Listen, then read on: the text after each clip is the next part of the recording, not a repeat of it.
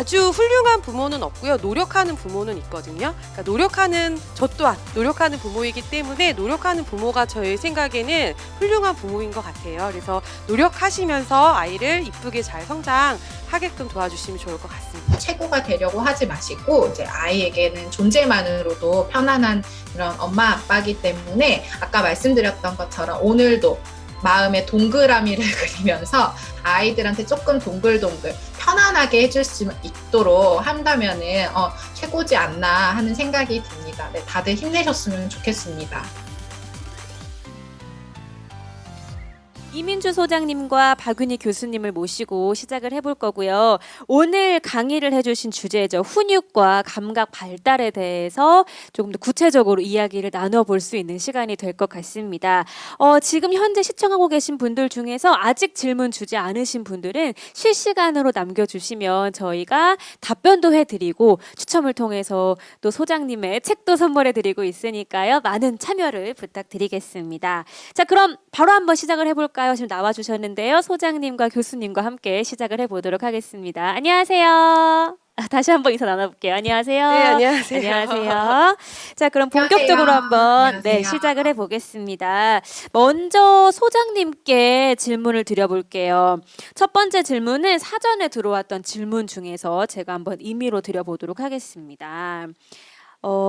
사실 저도 보면서 많은 궁금증거리가 있었는데 아까 앞서서 참 엄마들이 하는 질문이 비슷하다라고 하셨잖아요. 저도 보면서 내가 하고 싶은 질문인데 이런 질문들이 많이 있더라고요. 자, 일단은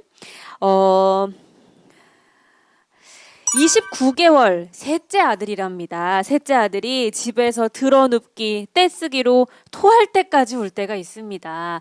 아까 우리 소장님의 윤희도 벌써 드러눕기 시작했다고 말씀하셨는데 제이도 집에서 말이 안 통하니까 사실 마음대로 안 되면은 막 드러눕고 난리 법석을 떨거든요. 이럴 때는 어떻게 훈육을 해야 되는지 좀 알려주시면 좋을 것 같습니다. 네.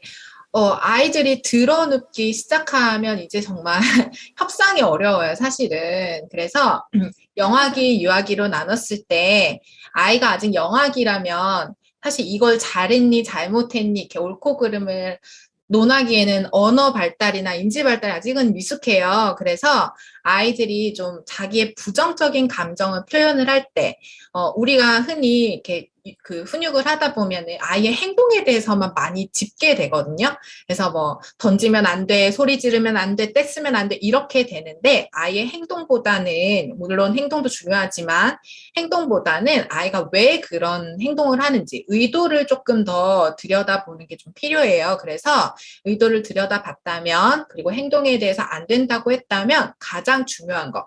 그러면 아이가 가지고 있는 부정적인 그 표현을 아이 발달 수준에 맞춰서 어떻게 좀 할 수 있는지 그 방법을 알려주는 게 중요해요. 근데 이 세 번째에 가장 중요한 걸 좀 많이 빠뜨리시더라고요. 그래서 계속 반복이 되는 것 같아요. 안 된다라는 거. 소리 지르면 안 되고, 때리면 안 되고, 뭐 깨무면 안 돼. 이런 얘기들에 대한 훈육은 많이 하는데, 그러면 어떻게 말을 해야 되나, 어떻게 좀 표현을 해야 되나, 요거를 좀 가르쳐 주지 않는 경우가 많아서, 이런 부정적인 감정을 표현하는 방법을 좀 많이 알려주시고, 알려준다고 해도 10번, 20번 알려준다고 아이가 고쳐지지는 않아요. 그래서 우리도 훈육을 할 때, 오늘도 참지 못하고 소리를 질렀어요라고 하잖아요. 그래서 아이들도 마찬가지로 화를 참지 못하고 던지고 때리고 이런 경우가 많거든요. 그래서 아이의 의도나 뭐 이런 마음들도 공감해주면서 올바른 표현 방법을 가르쳐 주는 거 절대 잊지 않으셨으면 좋겠어요. 네.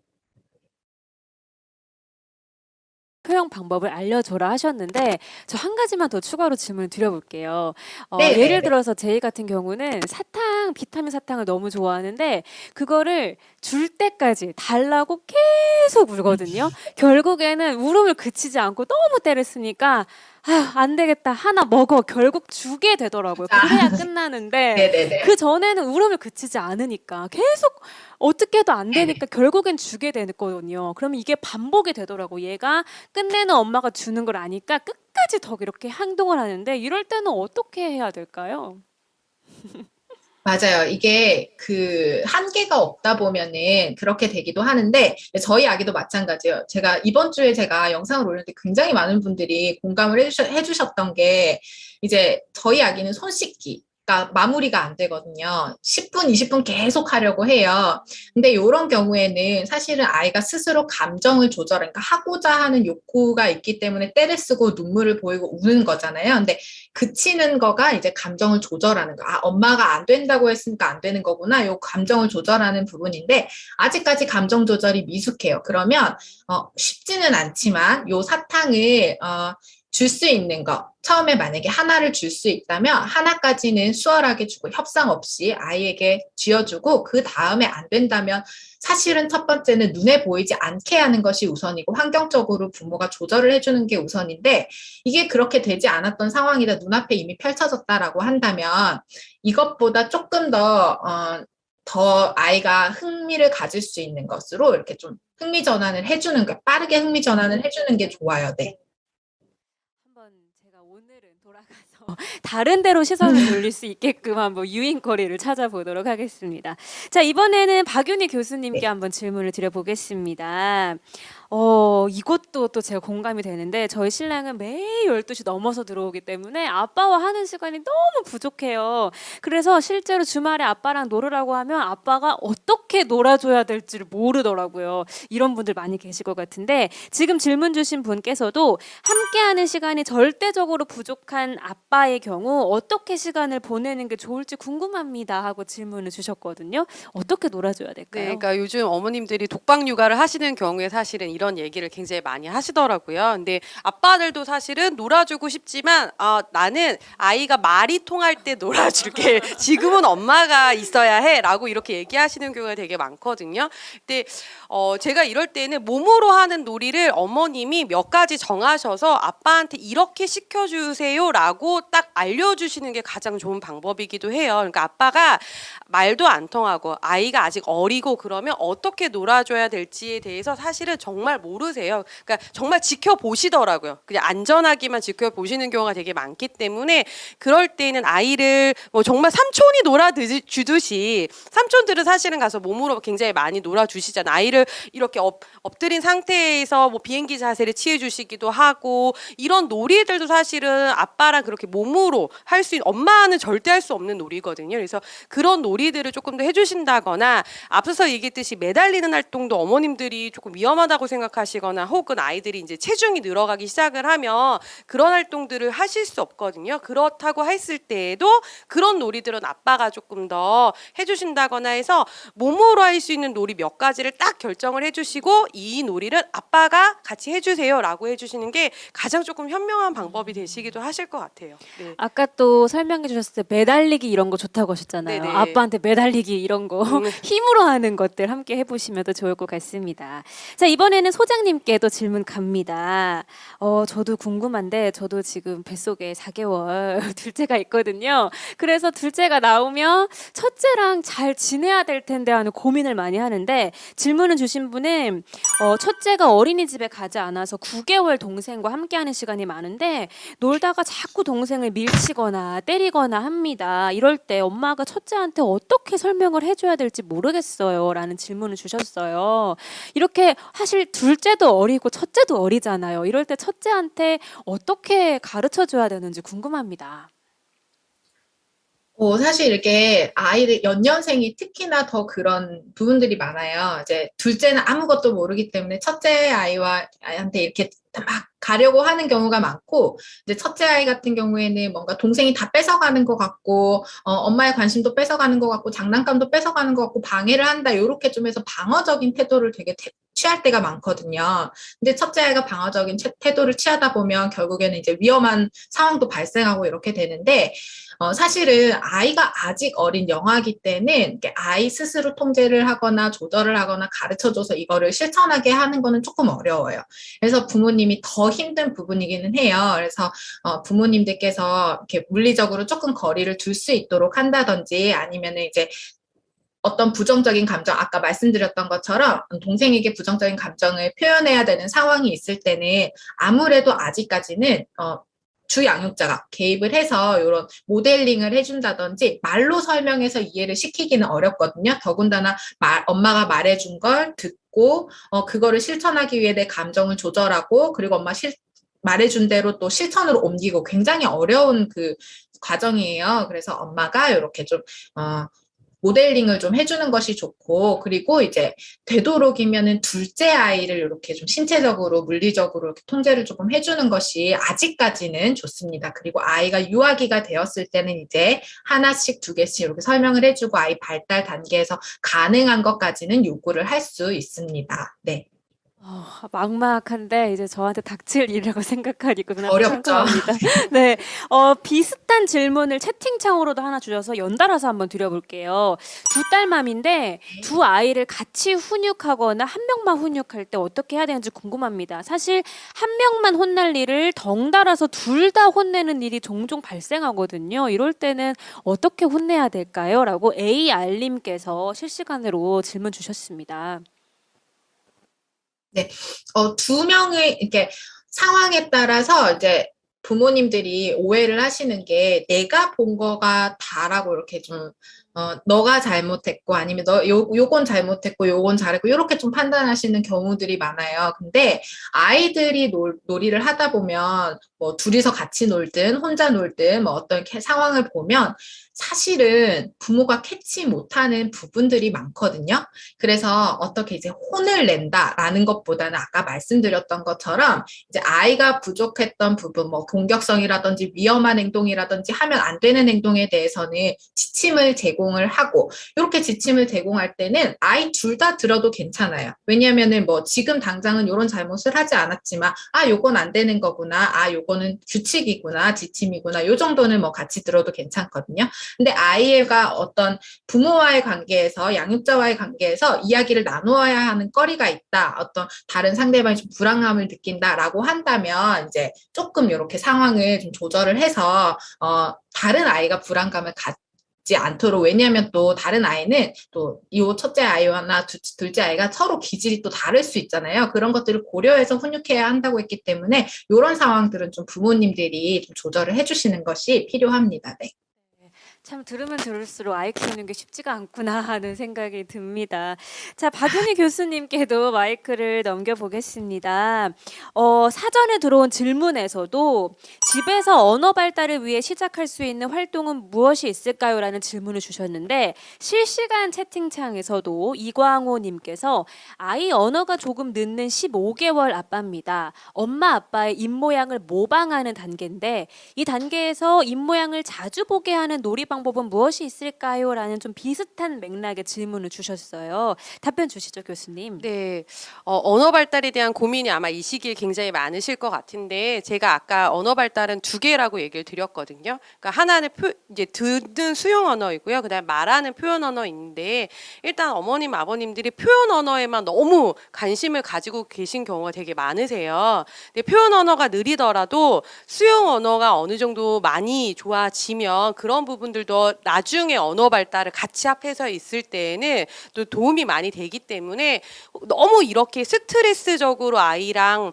말로 표현하는 거에만 중점을 두시지 마시고 상황적인 부분들을 이해할 수 있게끔 이해 언어를 늘리는 것도 굉장히 중요하다라고 첫 번째는 보셔야 되고요. 그다음에 두 번째는 앞서서 제가 얘기했듯이 뭐를 말씀드렸냐면 구강 운동이에요. 그러니까 말을 잘 하려면 구강 운동이 굉장히 많이 필요하기 때문에 구강 운동을 할 수 있는 활동들이 제가 음식도 있지만 또 있어요. 뭐가 있냐면 입으로 불면서 놀이할 수 있는 활동들이요. 그러니까 뭐 빵빠리 피리라든지 혹은 비눗방울이라든지 이런 것들이 사실은 입을 모으고 호흡을 조절하고 이런 부분들이 굉장히 많이 들어가기 때문에 목욕 활동할 때 비눗방울 놀이도 요즘 비눗방울 굉장히 다양하잖아요. 사실은 입에 대서 만 불어도 되는 것들이 있고 그다음에 이렇게 주면 입을 모아서 불어야 되는 것들도 있고 그래서 좀 다양한 구강놀이 활동들을 이렇게 좀 주시면 그게 오히려 아이들이랑 말하는 데에만 초점 두시지 않고 그렇게 다양하게 자극으로 들어갈 수 있다. 그래서 베이스를 조금 더 그렇게 만들어 주시는 게 좀 도움이 되지 않을까라는 생각이 좀 듭니다. 네, 저도 아까 강의를 들으면서 뭐 뜯고 씻고 맛보고 하는 그런 구강 활동이 또 언어 발달이랑 이어진다고 해서 오 그렇구나 그렇구나. 우리 애가 잘 먹어서 말을 빨리 했나 이런 생각도 들었는데 참고하셔서 우리 아기가 또 말 잘할 수 있게 집에서 함께 해보시는 것도 좋을 것 같습니다. 자, 이번에는 소장님께 한번 가볼게요. 저도 아까 사실 소장님의 강의를 들으면서 사람인데 어떻게 감정을 배제하고 이성적으로 훈육할 수 있을까? 그 당시에 화가 나는데 그걸 어떻게 감정을 빼지라는 생각을 했는데 은우맘님께서도 질문을 주셨습니다. 실시간으로. 미운 4살이라고 하는 에너지 넘치는 4살 아들을 키우고 있다 보니까 화를 안 내고 싶어도 제 안에 숨겨진 화가 자꾸 나옵니다. 민주 소장님께서 하시는 마인드 컨트롤 방법이 있다면 알려주시죠. 저 궁금한 게 소장님은 그럼 화를 안 내시나요? 아기한테?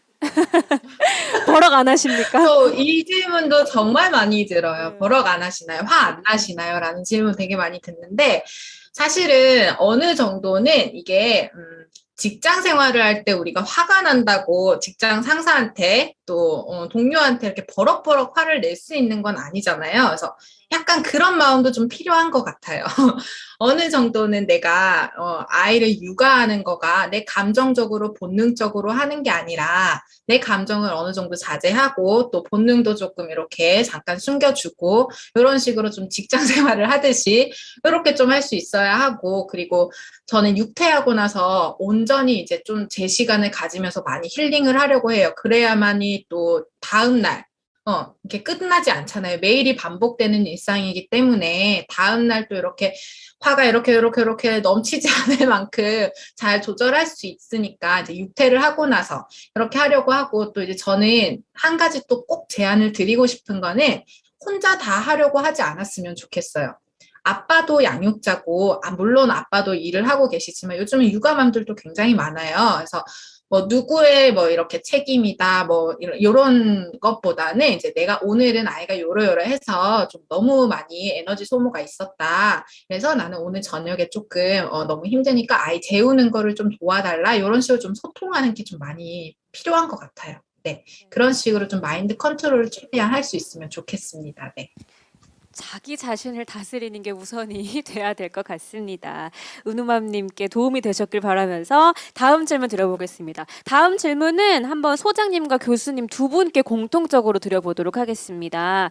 저도 옛날에 아기를 낳기 전에 책으로 육아를 공부했을 때 집에 사람이 많아서 자연적으로 그 사람들이 대화하는 거를 계속 노출시키는 게 아기 언어 발달에 굉장히 중요하다 이런 거를 본 적이 있었는데 아빠와 엄마 외에 다른 사람과 작용하는 게 없어서 언어 발달에 지연이 있는 건 아닌가 걱정이 됩니다. 이런 질문을 주셨어요. 사실 엄마 아빠밖에 없고 또 둘 중에 한 명은 일하러 나가버리면 집안에서 대화하는 거를 많이 아기가 들을 수가 없거든요. 이럴 때 우리 아기한테 조금 발달 지연을 일으키는 건 아닌지 걱정이 된다는 질문을 주셨어요. 먼저 이번에는 교수님부터 답변을 주실까요? 사실은 요즘에는 어머님, 아버님이 도와주실 수 없는 경우에 양쪽 부모님이 도와주실 수 없는 경우에 어머님들이 아이를 혼자 키우는 게 좀 어려움을 많이 가지고 계신 경우가 있더라고요. 근데 뭐 코로나만 아니면 사실 문화센터도 가고 뭔가 활동들을 할 텐데 그렇지 못한 부분들에 사실은 저도 그런 부모님들을 많이 봐왔고요. 근데 제가 그럴 때는 뭐라고 말씀드리냐면 갑자기 다른 사람들을 막 만나기가 어려운데 뭐 이렇게 저희가 뭐 이렇게 채팅으로 이렇게 만날 수도 없잖아요. 그럼 일단은 주말에는 그래도 조금 부모님 좀 찾아뵈면서 아이가 그래도 다른 환경 혹은 또 다른 어른들하고의 대화를 좀 나눌 수 있게끔 만들어 주시라고 얘기를 드리고요. 그다음에 주중에 조금 더 좋은 방법은 뭐냐면 지금 약간 추워지긴 했지만 그래도 다음 주부터는 보통의 가을 날씨로 온다라고 얘기를 하더라고요. 그러니까 아이들이 있는 시간에 좀 아이를 데리고 가서 좀 그렇게 얘기 나누고 하는 부분들을 조금 모방하고 좀 볼 수 있는 환경을 만들어 주시는 것도 또 괜찮은 방법이기도 해요. 그래서 아이들이 놀이터에 아주 없지는 않거든요. 그래서 그래도 있는 시간들이 있어요. 학교 갔다 오거나 혹은 어린이집이나 유치원 끝나고 이렇게 모여 있는 시간들에 아이를 조금 데리고 가서 그런 환경들적인 부분들을 조금 노출해 주시는 것도 또 하나의 방법이 되지 않을까. 뭔가를 새로 만들기보다는 그래서 그것도 또 하나의 방법이 되지 않을까 싶습니다. 네, 그러니까 집 안에서의 노출이 어렵다면 주말에 조부모를 찾아가거나 혹은 놀이터에 가서 또래 아이에게 노출을 시켜주는 것도 좋은 방법이다 말씀을 해주셨습니다. 이어서 소장님도 답변해 주시죠. 네, 앞서 설명해 주신 것처럼 이제 우리가 지금 어려운 환경을 이제 바꿀 수는 없으니까 주어진 환경에서 이제 최선의 방법들로 좀 경험을 시켜주는 것도 너무 좋고, 이제 요거랑 또 더불어서 우리 부모님들이 또 이런 질문들도 같이 많이 하시더라고요.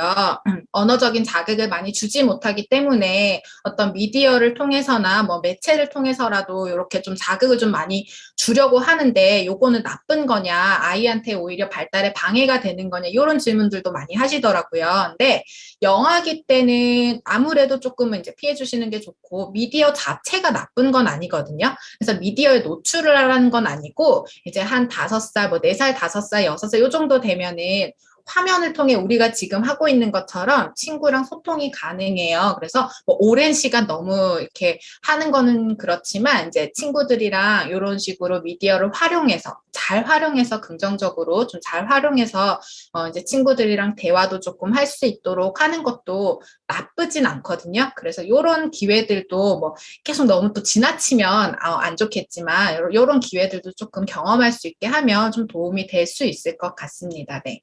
네. 방금도 또 코로나19라는 또 상황 때문에 이런 답변들을 많이 주셨는데 끝으로 또 보면은 우리 아기가 3살인데 2년 가까이 밖에도 한번 제대로 못 나가고 3살이 되었습니다. 참 코로나라는 것 때문에 우리 아기가 어린 시절에 내내 마스크에 대한 기억만 있을까 봐 걱정입니다. 이런 것도 많이 보내주셨거든요. 우리 육아를 하는 엄마 아빠들도 코로나로 많이 지쳐 있는데 조금 힘내시라고 좋은 내용들 끝으로 한마디씩 들어보도록 하겠습니다. 교수님 먼저 해주시죠. 네, 모든 시기에 어머님들이 지금 새로운 시기에 다들 힘들어 하시는 것 같아요. 근데 특히 영유아를 키우시는 어머님들은 더욱 힘드실 거란 생각이 듭니다. 그래서 그렇지만 분명히 어머님들이 하고 계시고 아이한테 주시는 활동들이 앞서 얘기했듯이 성장하는 데 밑거름을 충분히 주시고 있다는 생각을 어머님 자신감을 가지시면 더 좋을 것 같고요. 그리고 아주 훌륭한 부모는 없고요. 노력하는 부모는 있거든요. 그러니까 저 또한 노력하는 부모이기 때문에 노력하는 부모가 저의 생각에는 훌륭한 부모인 것 같아요. 그래서 노력하시면서 아이를 이쁘게 잘 성장하게끔 도와주시면 좋을 것 같습니다. 네, 소장님도 말씀해 주시죠. 네, 교수님 말씀 주신 것처럼 정말 최고가 되려고 하지 않아도 괜찮거든요. 그래서, 사실 아이들도 힘들지만 성인도 이렇게 변화된 환경에 지금 적응해가는 중이잖아요. 그래서 많이 힘든데 사실 육아를 하고 계신 부모님들은 더 많이 힘들어요. 육아가 원래 힘든데 이렇게 오랜 시간 아이랑 실내에서 이렇게 투닥투닥 하다 보면은 정말 많이 힘들거든요. 에너지 소모도 더 크고.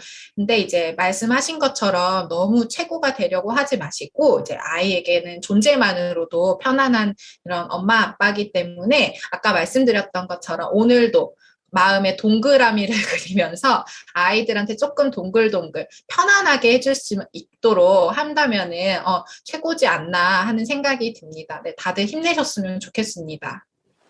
네. 자, 이렇게 해서 여러분들의 궁금증을 해소하는 시간 가져봤는데요. 어떻게 도움이 되셨는지 모르겠습니다. 조금이나마 도움이 되셨기를 바라면서 고민 상담해드리는 토크쇼는 여기서 이만 마무리를 지어보도록 하겠습니다. 함께해 주신 우리 교수님과 소장님께 여러분 다시 한번 뜨거운 박수를 보내주시길 바랄게요. 감사합니다. 고맙습니다.